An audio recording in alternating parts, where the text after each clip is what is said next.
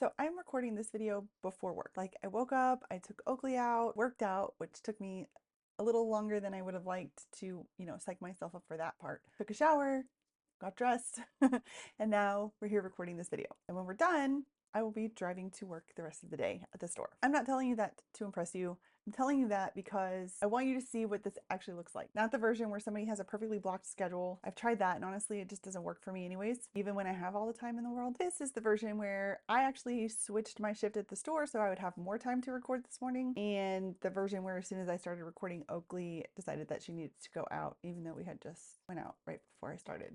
And the reality is I've been struggling to get back onto YouTube because I've struggled with figuring out which days to record, coming up with ideas, something different to talk about, because tutorials are my bread and butter over here, but I feel like I've covered a lot of that already and that I'm just repeating myself. So I wanted something a little bit different and something that would help somebody who's also working a full-time job and trying to run a business. So I thought I'd share how, and granted this is only like a couple weeks in, but I wanted to share how I have found a schedule that kind of works for me and getting my content created as well as client work done, because that's kind of why I'm here, right? Not just to create content, to also help you, and how that's fitting in with my schedule. So that's what we're talking about today. So I've been running my own business for 10 years, and right now I am working full-time at a gift shop here in Oklahoma. And I also sometimes do contract work for Kit on the migrations team, moving people over to the platform from other services. And I'm also working on building Weekend Empire, which is just kind of like a shift in my business from being solely service-based to offering tools and templates for those of us working 9 to 5 to kind of shortcut some things in business, because we're working full time now, right? We don't have time to figure everything out from scratch. I don't have a team unless you count Oakley. She's snoozing back here on her bed. I don't have unlimited hours. I just have 2 days off a week. So the trick has really been figuring out a routine to get my schedule to get my content planned and then created and then scheduled in a workflow that works with my schedule. And I want to share that with you so that hopefully it will help you find the same kind of workflow, a workflow that works for you. It doesn't have to be my workflow. So everything I'm about to show you is what actually works inside of my real life, not just inside some hypothetical one. I'm not making this up as I go. I mean, I kind of am, but this is what I'm actually doing right now, and it is working so far. So before I walk you through my week, I want to tell you this one thing that kind of made all of this possible. It kind of made the shift click that I needed to kind of work out this routine.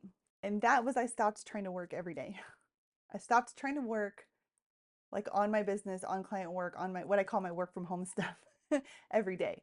We have a morning shift and a night shift at the store. And I used to, when I worked the morning shift, I'd come home in the evening and try to work.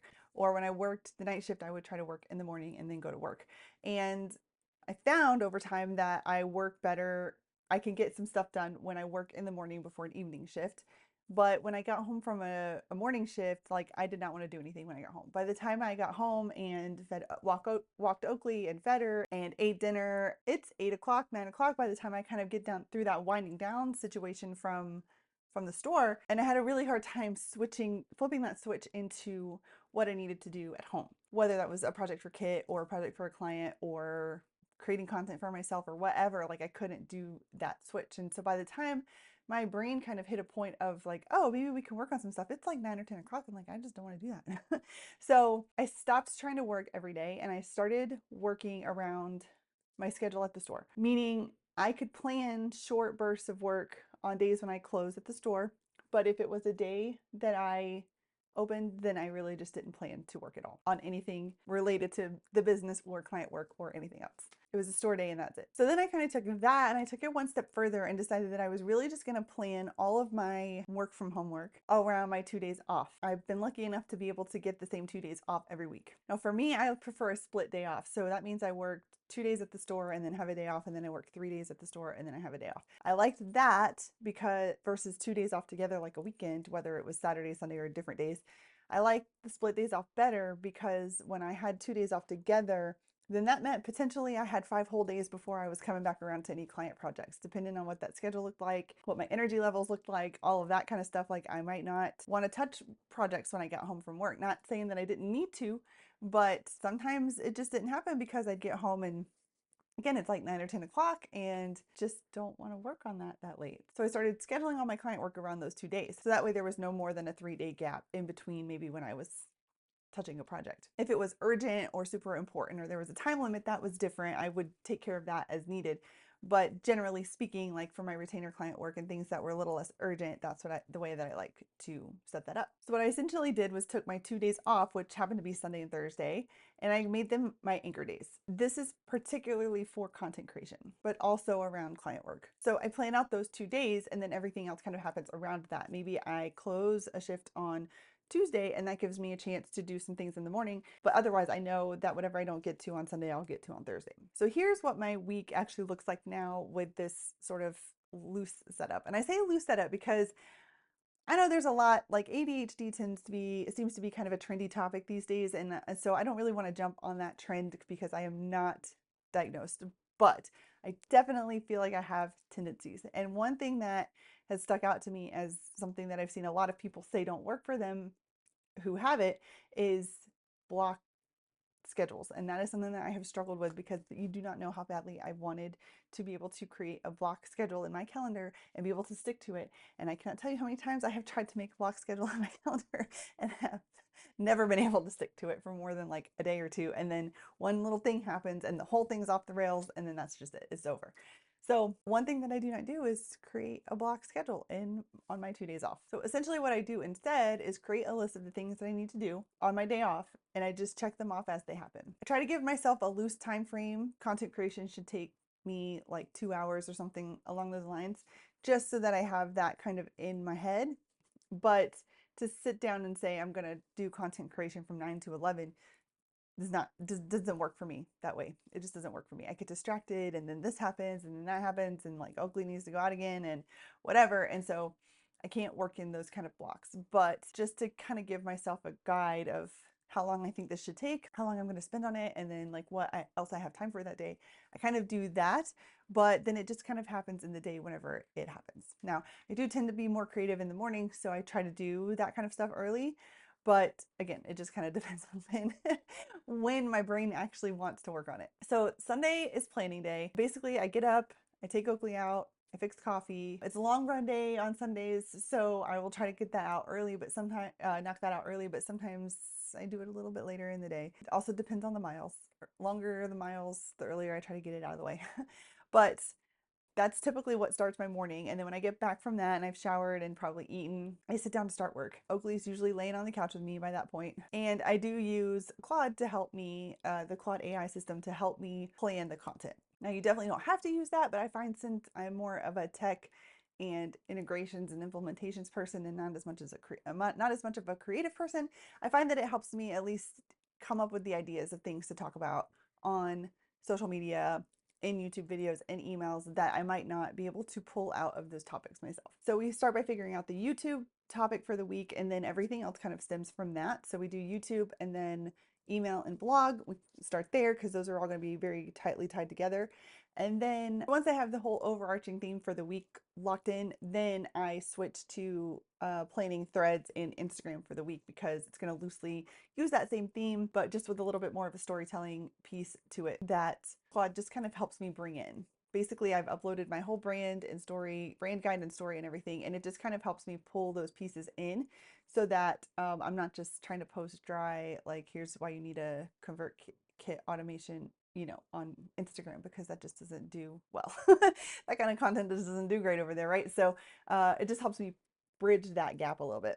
And so basically I plan that content for the first half of the week there from Monday to Thursday. And then once all the content is planned out for the first part of the week, then I switch to any client work that might need to be done. If I don't have much or I'm caught up on it or whatever, then I'll just continue with the content and getting stuff scheduled and written. But I'll use the second part of the day for client work. That includes kit projects if I have any of those. But basically Sunday is the most important day for me because if I don't get that stuff planned on Sunday, then it's likely not going to happen that week at all, and it will be deathly silent across all of my social medias, and by all I mean YouTube and Threads and maybe Instagram. Then on Monday, which is where we are right now, I will record the YouTube video before I go to work. So I've got the script outline done on Sunday, and then Monday is when I record, and I can usually fit this in whether I'm opening or closing, but sometimes I will just see if I can get my shift switched to the closing shift just to give me a little bit more time. But basically, I'm not having to plan anything out on Monday. It's basically just get up, get dressed, and sit down and record. Usually takes me 45 minutes to an hour, sometimes less, depends on if I start to ramble like I am now. And then if I need a B-roll for an Instagram video or something like that, I will also do that because I have not gotten into where I can like bulk B-roll record. So if I need something for that week, I will just do that day after I'm done with my YouTube video. Tuesday is always a store day, so I just use Tuesday to like rough edit the video. Basically, I'll just go through it and cut out all the dead space, all the mess ups, all the ums, just get it to like a cleaned up, just straight run through. Sometimes that's what gets posted because I don't always have time to spend a lot of time doing fancy edits, and sometimes I just think that the non super fancy videos do better. I know there's a lot of YouTube people out there who say that you need to add in graphics and text and all of these things to keep viewers' attention, and I get that, and I like adding those things, but they do take a lot of time, and I do not have a video editor. And just to be straightforward with you, like sometimes I just don't have time to add that stuff in, and I would rather get the content out to you than spend another 4 hours adding text behind my head and then not getting the video out. So sometimes it's just the straight cut that goes through, but ideally what happens is I get that part done on Tuesday, and then on Wednesday I can add flourish, and then on Thursday it gets posted. Wednesday is also when I add captions if it needs it, the thumbnail, the description, and all that stuff. Basically, I just get it all set up in YouTube on Wednesday and get it scheduled so that Thursday it just goes up at whatever time I schedule it for. Wednesday is also usually when the email goes out. I haven't been sending my YouTube videos out in email lately just because I don't know, people just don't seem to click on it very much. So I'll usually send out an email about something else, maybe a story, maybe offering, maybe with a little offer in it or something like that. And I'll usually mention that there will be a video tomorrow.